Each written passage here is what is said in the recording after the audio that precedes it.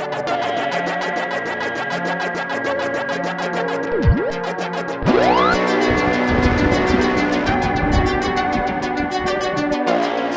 guys, welcome to PARANORMAL. My name is Kara Thusen, and I combine my love of simple snacks and ghost attacks.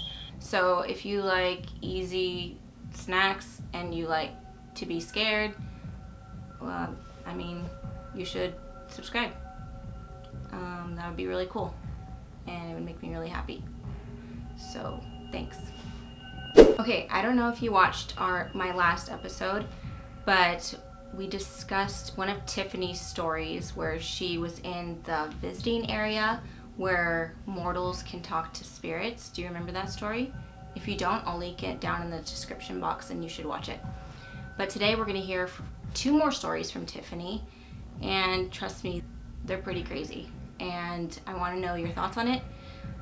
Also, I'm going to be making some Ritz Cracker cookies, and here are the ingredients you will need. To make 2 dozen of these Ritz cookies, you will need 48 Ritz Crackers, 12 Reese's miniature cups, and 12 Rolos. That's it, 3 ingredients. All right, back to regular programming. So in my last episode, when I talked about Tiffany's gift, I didn't really go into detail about it.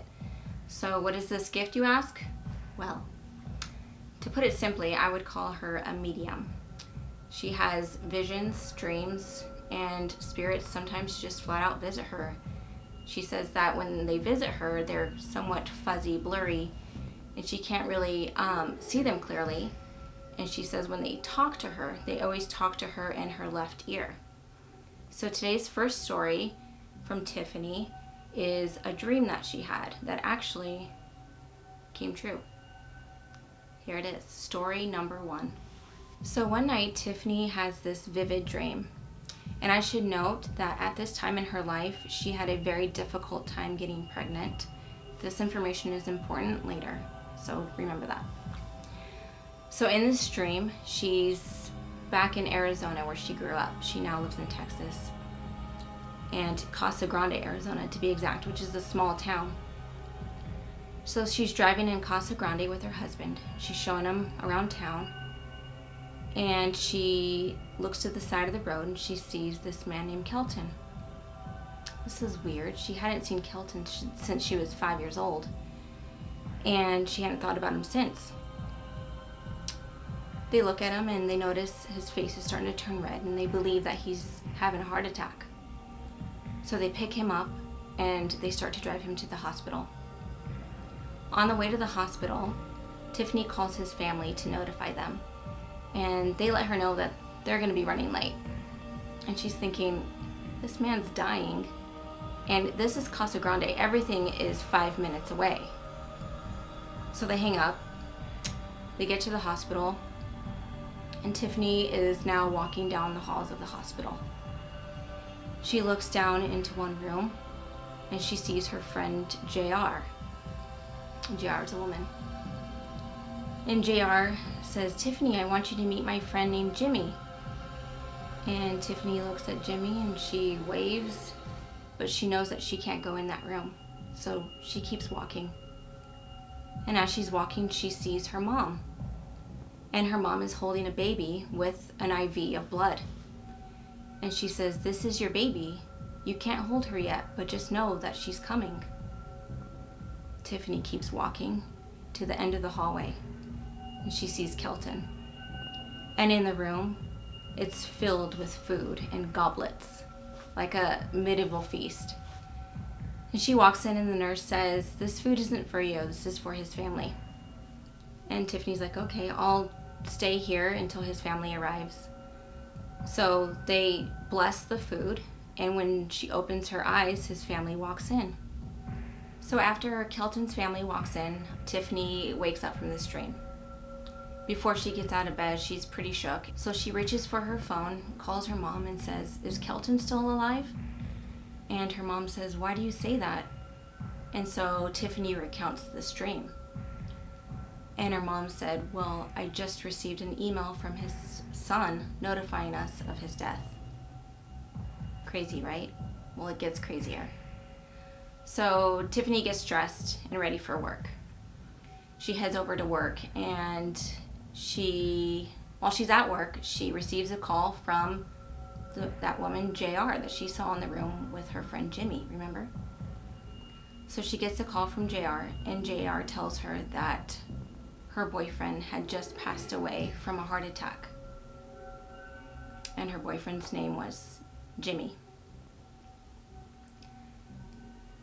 Pretty crazy, right? Well, hold on. So soon after, I don't know how many months, but soon, Tiffany realizes that she is finally pregnant. And she's pregnant with a baby girl. She now has 2 kids, lives in Texas, super happy, amazing woman with an amazing gift. And we're gonna get to her second story right after this recipe. Set your oven to 350. Place the Ritz Crackers face side down. Place your Rolo in the middle and your Reese's in the middle. You don't have to line it with foil, it's just that I'm lazy and I don't like to do dishes, so that's why I did it. And this is customizable. You can do pretzels instead of crackers. You can switch up the crackers with a different kind, switch up the candy with a different kind. So yeah, don't put the tops on until after they bake for 4 to 5 minutes. And we'll see you back. Story number 2. So there was this woman that Tiffany was friends with, and this woman sadly was battling cancer for about 5 years. Tiffany would go and visit her and bring her meals and treats, and they both shared a love of the outdoors. Well, Tiffany had planned to visit her this one day when, before she got there, she received a call from this woman's husband notifying her of her passing. So Tiffany, of course, offers to help any way she can. So Tiffany's at home, and she receives this prompting. Buy him, the widower, a yellow boutonniere. And she's like, what an odd request, oh my gosh. So she's like, whatever, I'll look.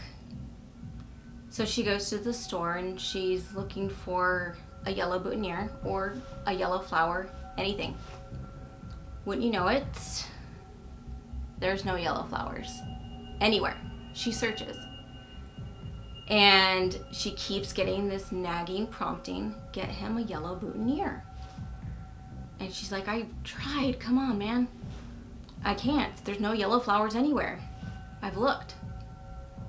So jump to the day of the funeral, and Tiffany is helping to set up for the luncheon. Again, the prompting, get him a yellow boutonniere.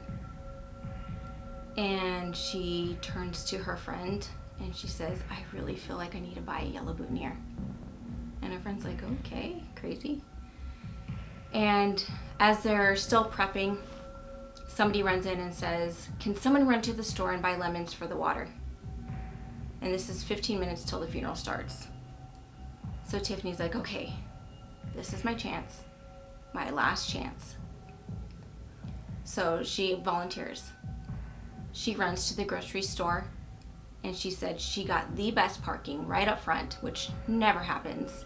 And believe me, I lived in Texas where she lives, and to find good parking at a grocery store is next to impossible.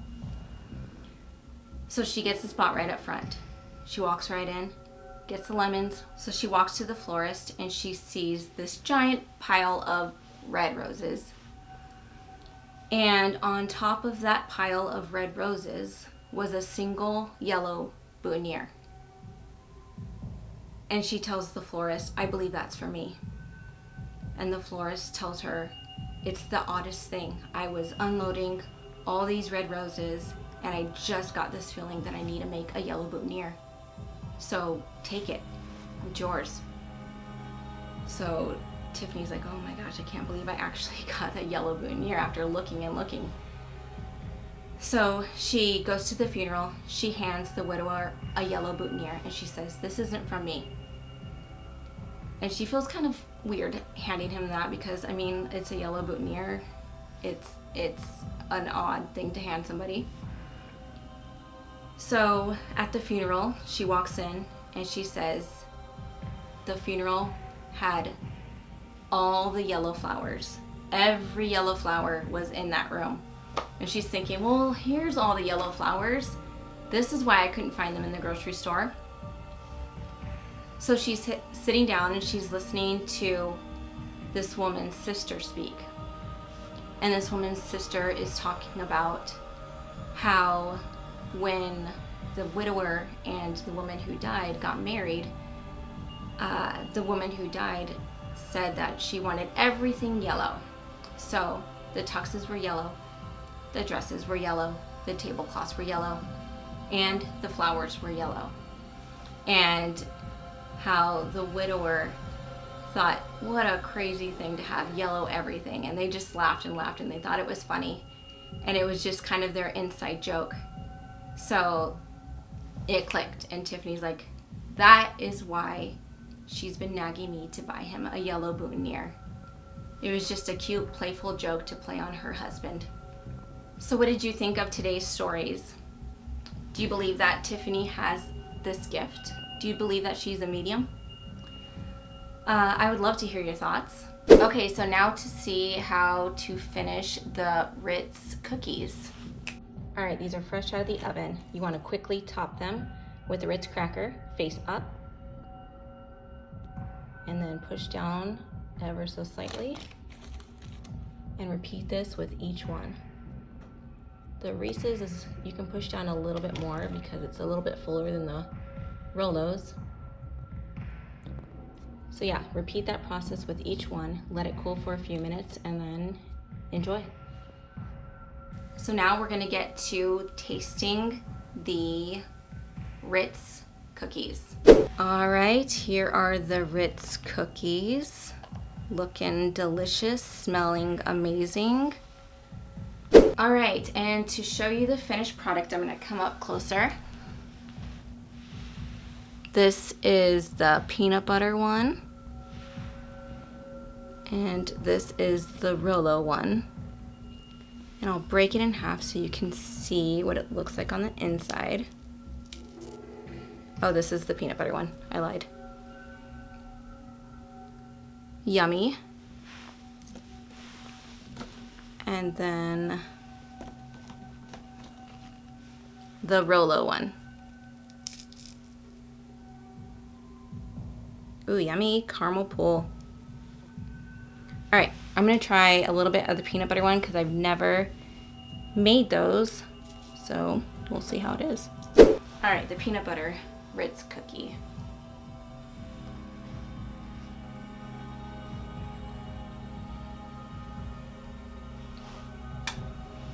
Perfection. All right, I want you guys to try this recipe. Tag me in it if you make it or any version of it. I would love to see it. Yeah. How did you like today's episode? Leave a comment down below or leave me a DM, whatever you prefer. And if you have any stories that you'd like for me to share, I would love to share it. Send me a DM on PARANORMAL_ on Instagram, PARANORMAL_ on TikTok, PARANORMAL21@gmail.com, and I do have a subreddit, and I will link everything down in the description box. So I would love to hear from you.